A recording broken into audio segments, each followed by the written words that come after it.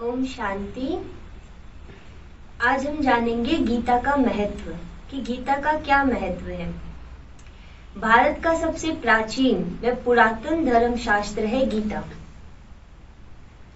यह एक अनोखा व अद्वितीय धर्म शास्त्र है जिसमें आत्मा व परमात्मा की तर्क संगत व्याख्या है। साथ ही साथ फिलॉसफी और लिटरेचर दोनों का वर्णन भी है, साहित्य और दर्शन। गीता का शाब्दिक अर्थ ही है द सॉन्ग ऑफ गॉड, यानी परमात्मा के द्वारा गाया हुआ मधुर गीत गीता है, जिसके धारण मात्र से, जिसके सुनने मात्र से कहा जाता है लंगड़ा भी पर्वत चढ़ सकता है, गूंगा भी बोल सकता है और जो ज्यादा बोलता है उसकी बोलती भी बंद हो जाती है। गीता ही वो एक अनोखा ग्रंथ है जो कि भगवानुवाच्य है। इसीलिए गीता को कहा जाता है सर्वशास्त्रमयी शिरोमणि, अर्थात यह सभी शास्त्रों में सर्वोच्च है, शिरोमणि है, वो है श्रीमद् भागवत गीता। संपूर्ण विश्व में यह मान्यता है कि गीता सार्वभौमिक है, अर्थात सभी धर्मों का आधार गीता है। इसीलिए सिर्फ एक गीता ही वो धर्म शास्त्र है जिसको माता की संज्ञा दी गई है, गीता माता, अर्थात एक माँ ही है जो अपने बच्चे के अंदर अच्छे संस्कारों का सृजन करती है। ठीक उसी प्रकार गीता हमें सर्वश्रेष्ठ जीवन जीने की कला सिखाती है। इसीलिए गीता को सभी धर्मों का माई बाप भी कहा जाता है। गीता में 18 अध्याय बताए गए और प्रत्येक अध्याय को एक विशिष्ट प्रकार के योग में वर्णित किया गया है, जैसे ज्ञान योग, भक्ति योग, कर्म योग, संन्यास योग इत्यादि।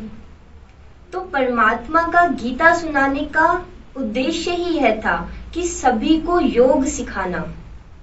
योग शब्द जो कि संस्कृत के युज्य धातु से आया है, जिसका अर्थ होता है जोड़ना, अर्थात परमात्मा का गीता द्वारा योग सिखाने का अर्थ है कि हम आत्माओं को परमात्मा के साथ योग लगाना, अर्थात जोड़ना है।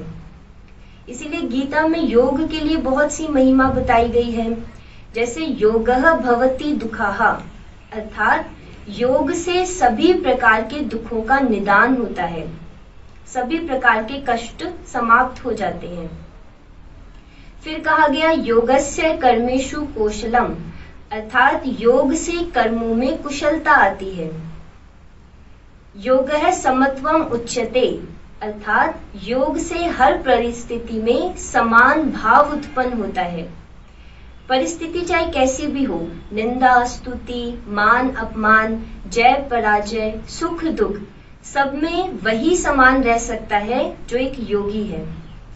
इसीलिए आज हम अपने संसार का एग्जाम्पल भी देखें कि जिन्होंने भी परमात्मा से योग लगाया, जिन्होंने भी गीता को आत्मसात किया, गीता को धारण किया, चाहे वो रविंद्रनाथ टैगोर है, चाहे वो स्वामी विवेकानंद हो, चाहे वो महात्मा बुद्ध हो, सभी के जीवन में एक महान परिवर्तन देखने को मिला। क्यों? क्योंकि उन्होंने गीता को धारण किया, परमात्मा के द्वारा सुने हुए ज्ञान को, सुने हुए गीत को अपने अंदर आत्मसात किया। फिर गीता के लिए बताया गया है कि महाभारत युद्ध के पहले गीता सुनाई गई और महाभारत युद्ध में पूरे भारत का प्रत्येक राजा, प्रत्येक व्यक्ति शामिल था। तो इसका क्या मतलब है कि यदि आज हम देखें संपूर्ण भारत आपस में भाई भाई का आपस में युद्ध चल रहा है, हम सभी एक ही पिता की संतान होने के नाते आपस में भाई बहन हैं, यानी एक ही परिवार है। और जैसे कि महाभारत के युद्ध में बताया गया है कि दो भाइयों का या दो परिवारों का आपस में युद्ध चल रहा है, जो है तो एक ही परिवार के लेकिन दो तरफ से होकर के युद्ध कर रहे हैं। तो यदि आज हम इस संसार में देखें तो यही तो हो रहा है, हर एक व्यक्ति युद्ध कर रहा है, चाहे वो मन का युद्ध चल रहा हो अपनी अच्छाई व बुराई के साथ, चाहे वो तन का युद्ध चल रहा हो, चाहे संबंधों का युद्ध है, हर व्यक्ति युद्ध कर रहा है। और यदि हम महाभारत के पात्रों को भी उसका शाब्दिक अर्थ भी समझें तो वह भी अभी के समय से ठीक बैठता है।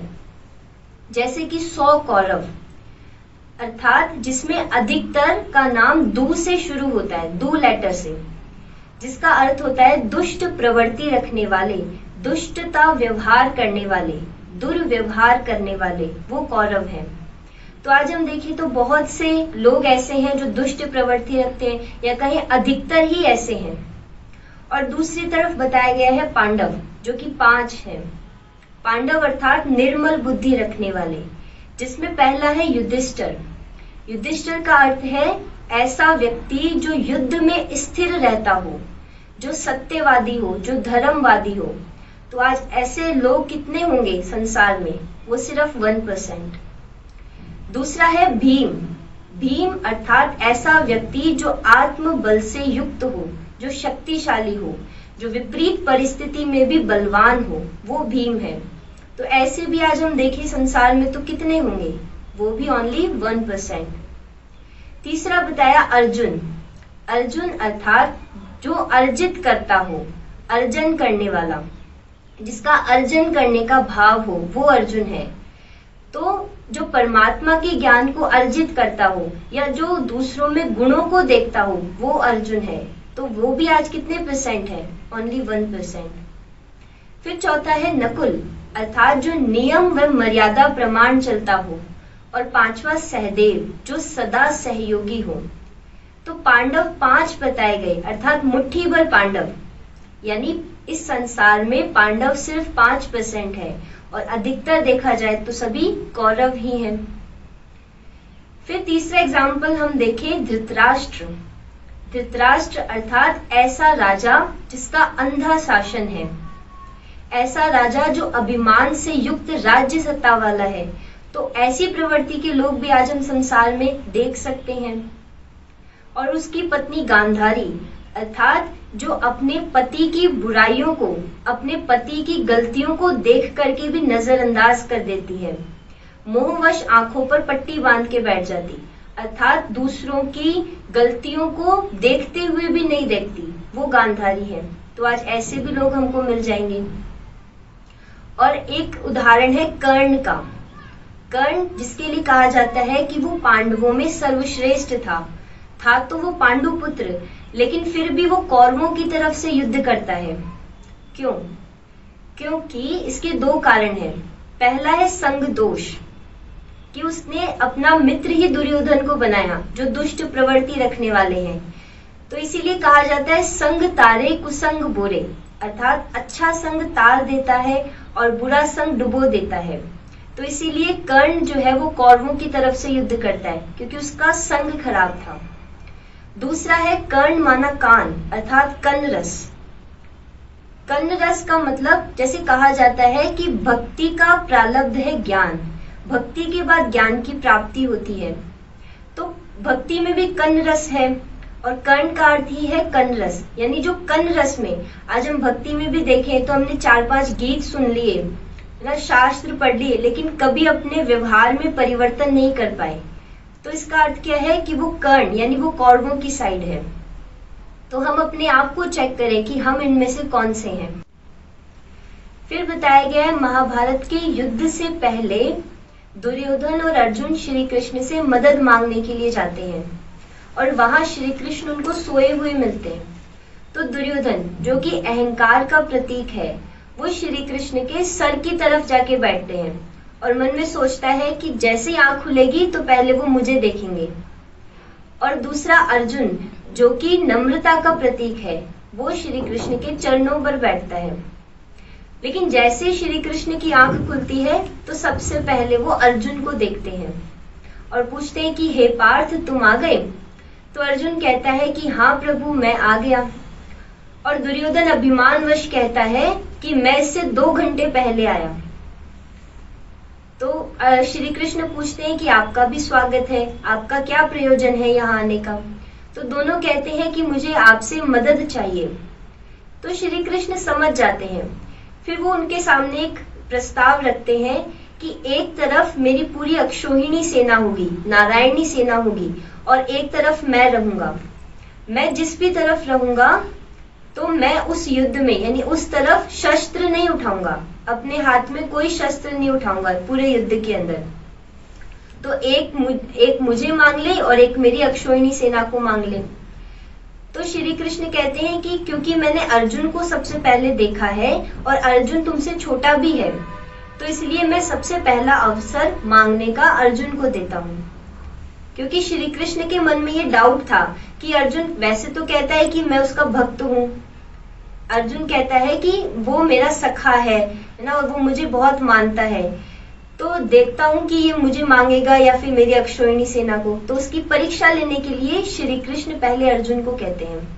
लेकिन अर्जुन तो पक्का श्री कृष्ण का भक्त था, तो वो सीधा श्री कृष्ण को ही मांग लेता है। और दुर्योधन इस बात से बहुत खुश हो जाता है, क्योंकि उसके मन में पहले से ही यह भाव था कि जबकि श्री कृष्ण युद्ध में शस्त्र ही नहीं उठाएंगे तो मैं उसको मांग करके क्या फायदा, इससे तो अच्छा है मैं अक्षौहिणी सेना को ही मांगू। तो वही अक्षौहिणी सेना लेकर के बहुत खुश हो जाता है। तो इस पूरी कहानी का भावार्थ क्या है कि अर्जुन जो कि पांडव संप्रदाय से है, जो कि निर्मल बुद्धि का प्रतीक है, वो परमात्मा को पहचान कर उसे अपना सारथी बना लेता है, अर्थात अपनी मन व बुद्धि की लगाम को परमात्मा को समर्पित कर देता है। अर्थात विनाश काल में वो प्रीत बुद्धि रहता है, इसलिए उसकी विजय है। और दूसरी तरफ दुर्योधन जो कि कौरव संप्रदाय से है, वो परमात्मा के दिव्य अवतरण को नहीं पहचानकर भौतिकवाद में ही उलझा रहता है। उसने अक्षौहिणी सेना को ज्यादा प्रेफर किया श्री कृष्ण से, क्योंकि उसे यह नहीं पता था कि ये परमात्मा है। और विनाश काले विपरीत बुद्धि, जिसका एग्जाम्पल हम दुर्योधन को देखते हैं।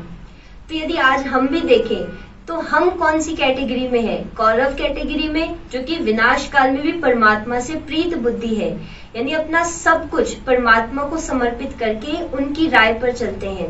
और दूसरी तरफ है कौरव जो कि विनाशकाली विपरीत बुद्धि है, जो कि भौतिकवाद को, धन दौलत को, मित्र संबंधियों को ही अपना जीवन समझते हैं, सारा दिन उन्हीं के साथ में बिताते। तो हम कौन सी कैटेगरी में हैं, कौरव या पांडव?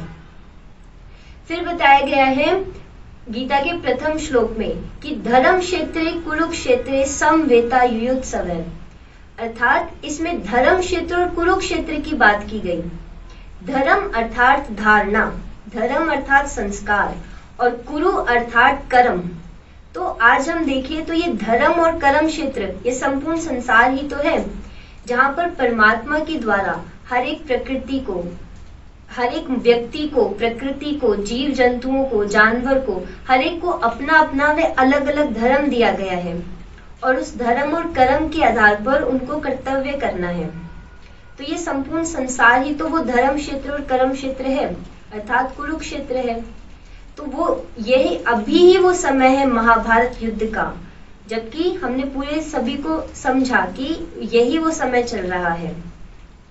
और जिसके साथ में, जो परमात्मा के साथ प्रीत बुद्धि है, विजय उसकी निश्चित ही है।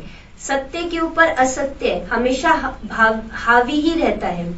जैसे कहानी महाभारत के युद्ध में बताई गई है कि कर्ण भीष्म पितामह से प्रश्न पूछता है कि मैं अर्जुन से सर्वश्रेष्ठ धनुर्धर हूँ, अर्जुन से श्रेष्ठ पराक्रमी हूँ, लेकिन फिर भी जब मैं उसके समक्ष जाता हूँ तो मुझ में पराजय का भाव आता है, हार का भाव आता है, कि मैं उससे विजय प्राप्त नहीं कर सकता। तो इसका क्या कारण है? तो पितामह भीष्म उससे कहते हैं कि यह तो होना ही है, क्योंकि यह बात तुम भी जानते हो कि अर्जुन सही है और तुम गलत हो। तुमने अपने संग के कारण गलत का साथ दिया, और अर्जुन परमात्मा का साथी बन करके सही जगह पर जा रहा है, वो सही है। इस कारण से जब भी तुम उसके सामने जाते हो तो तुम में पराजय का भाव आता है। यही कारण है कि हमेशा सत्य पर असत्य की हार होती है, हमेशा असत्य सत्य से हारता ही है, क्योंकि सत्य एक परमात्मा ही है। सत्य वही है जो परमात्मा को साथी रखता है। कितना सुंदर ये गीता का महत्व है। ओम शांति।